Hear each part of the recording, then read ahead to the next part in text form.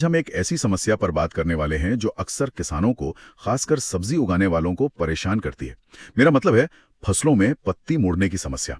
मिर्च और टमाटर में तो ये बहुत आम है और जानकारी यह है कि ये कोई छोटी मोटी बात नहीं है। उपज आप सोचिए 60 से 70% तक कम हो सकती है, या कभी कभी तो पूरी फसल ही खत्म। पौधों की बढ़त रुक जाती है, फूल नहीं आते। तो चलिए इसको समझते हैं, ये होता क्यों है और कैसे निपटा जाए इससे। हाँ बिल्कुल। और इसमें जो सबसे दिलचस्प बात है वो ये कि लगभग आप मानिए 90% मामलों में पत्ती मुड़ने का कारण ये रस चूसने वाले कीट ही होते हैं, जैसे माहू यानी एफिड्स, थ्रिप्स हो गए, सफेद मक्खी, ये सब। अच्छा, 90%? ये तो बहुत ज्यादा है। जी हाँ, ये कीट न सिर्फ रस चूसकर पत्ती को कमजोर करते हैं बल्कि वो अपने साथ वायरस भी लाते हैं। और हाँ, एक बात और, आजकल जैसे मौसम बदल रहा है तो पौधों पर जो स्ट्रेस बढ़ रहा है ना, उससे भी वो इन कीटों के लिए आसान शिकार बन जाते हैं। मतलब कीट मुख्य विलन है। तो फिर पहचान बहुत जरूरी हो गई, ताकि पता चले कि दुश्मन कौन है। जानकारी में एक आसान तरीका बताया गया है शायद। अगर पत्तियां ऊपर मुड़ रही हैं। हाँ, अगर ऊपर की तरफ मुड़ रही हैं पत्तियां तो ज्यादातर ये थ्रिप्स का संकेत होता है। वो नई मुलायम पत्तियों पर हमला करते हैं। और अगर पत्तियां नीचे की ओर झुक रही हैं या मुड़ रही हैं तो ये माइट्स यानी मकड़ी का काम हो सकता है। वो अक्सर पत्ती के नीचे छिपी रहती हैं। अच्छा, ऊपर मतलब थ्रिप्स, नीचे मतलब माइट्स। ये तो वाकई काफी काम की जानकारी है। बिल्कुल, सही पहचान तो पहला कदम है, लेकिन उससे भी पहले आता है बचाव। खासकर मिर्च, टमाटर, बैंगन जैसी फसलें, इनमें ये समस्या ज्यादा देखने को मिलती है।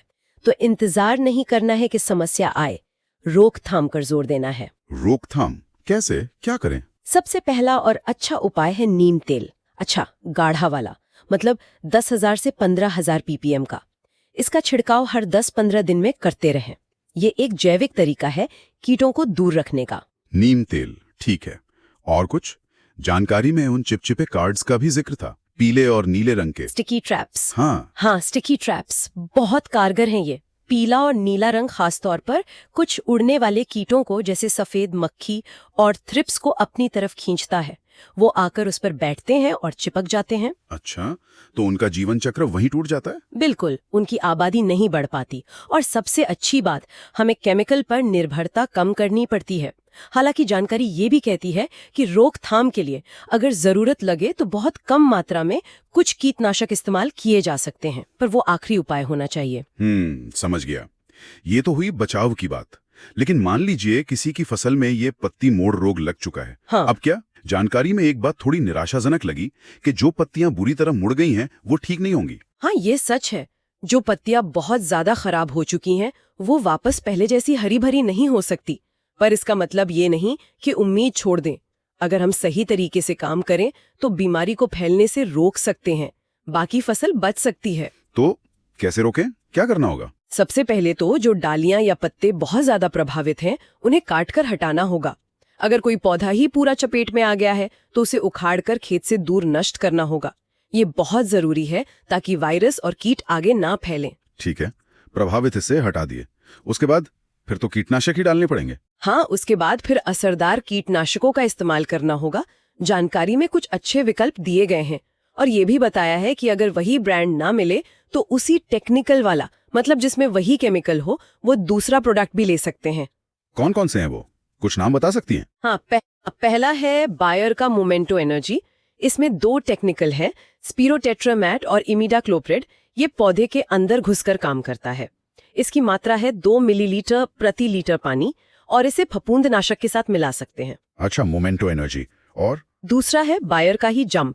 इसमें फिप्रोनिल 80% WG होता है। WG मतलब दानेदार, जो पानी में घुल जाता है।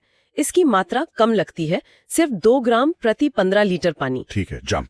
और कोई? तीसरा है FMC का रोगौर। इसमें डाइमेथोएट 30% EC होता है। EC मतलब जो पानी में मिलकर दूधिया घोल बनाता है। इसकी मात्रा भी 2 मिली प्रति लीटर पानी है। इसे भी फफूंदनाशक के साथ मिला सकते हैं। ये अलग अलग रसायन अलग अलग कीट समूहों पर असर करते हैं। लेकिन जानकारी में एक चौथे कीटनाशक का भी इशारा था, जिसे सबसे खतरनाक या शायद सबसे ज्यादा प्रभावी कहा गया, पर उसका नाम? हाँ, उसका जिक्र तो है, लेकिन नाम बताने से ठीक पहले जानकारी खत्म हो जाती है। वो एक रहस्य रह गया है। दिलचस्प। खैर, तो कुल मिलाकर बात यह है कि पत्ती मोड़ रोग गंभीर है, नुकसान बड़ा कर सकता है। लेकिन अगर हम सही जानकारी रखें बचाव के तरीके अपनाएं, जैसे नीम तेल, स्टिकी ट्रैप्स, और अगर संक्रमण हो जाए तो सही पहचान करके प्रभावित हिस्से हटाकर फिर सही दवा का इस्तेमाल करें तो नुकसान को कम किया जा सकता है। मतलब बचाव ही सबसे अच्छा इलाज है। बिल्कुल। लेकिन यहाँ एक सवाल और उठता है, क्या सिर्फ केमिकल ही उपाय है? जानकारी ज्यादातर रासायनिक समाधानों पर ही फोकस करती है, पर हमें शायद एकीकृत कीट प्रबंधन, जिसे आईपीएम कहते हैं, उस पर और ध्यान देना चाहिए। आईपीएम मतलब कीटों से निपटने के लिए सिर्फ एक नहीं बल्कि कई तरीके एक साथ अपनाना, जैसे मित्र कीटों का इस्तेमाल करना या ऐसी किस्में उगाना जिनमें ये रोग कम लगता हो। सिर्फ केमिकल पर निर्भर ना रहना। सही बात है। और एक आखिरी बात जो सोचने वाली है, आपने शुरू में जलवायु परिवर्तन का जिक्र किया था, तो हमें यह भी सोचना होगा कि ये जो मौसम बदल रहा है, इससे कीटों का व्यवहार कैसे बदल रहा है। क्या वो और खतरनाक हो रहे हैं? और भविष्य में फसलें बचाने के लिए हमें और क्या नई रणनीतियां बनानी पड़ेंगी? ये भी एक बड़ा सवाल है।